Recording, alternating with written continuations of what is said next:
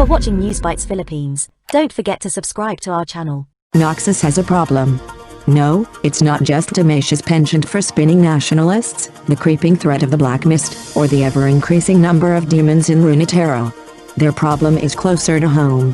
Mordekaiser is inevitable, and Noxus must stop at nothing to defeat him. But what does that look like? Are they willing to throw aside all mortals to construct their ultimate weapon? And what happens when it turns against them? Rell happens, and Noxus is not prepared. When the dev team first started working on Rell, they had two things to go off of: dark support and tank.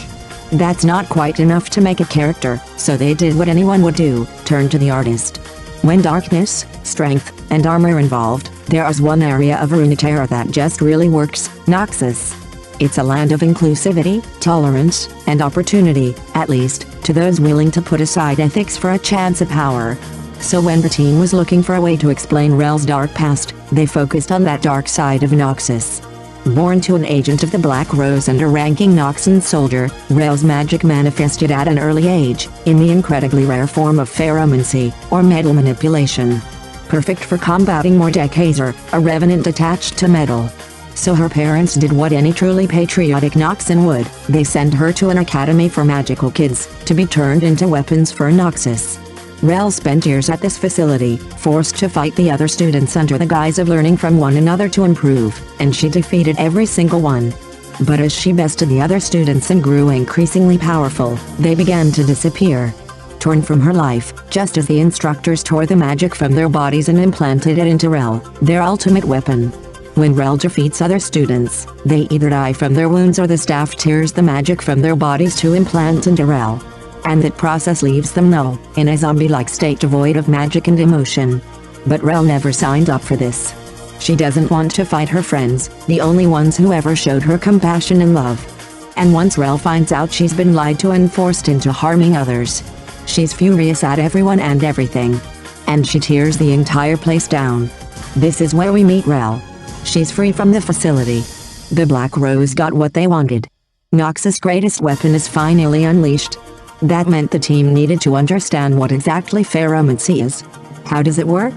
What does it look like in League? And how do they make sure Rell feels like a tank, not a metal-slinging mage? Rell crafted her armor using her pheromancy. It acts as a sort of magnetic field that allows her to control latent metal in the ground, metal that touches her directly, or any that comes close to her. What she can't do is reach hundreds of meters across a battlefield to pick up a single person and crush their bones armor. Because Rell has the ability to manipulate metal to her will, she clearly wouldn't spend all day walking around, lugging heavy armor everywhere, right? She'd need something that freed her up to move faster. Rell's form swapping let the team explore two very unique gameplay fantasies, the tankiest tank and the mounted knight. Because she can swap between these two forms, they were free to lean hard into each.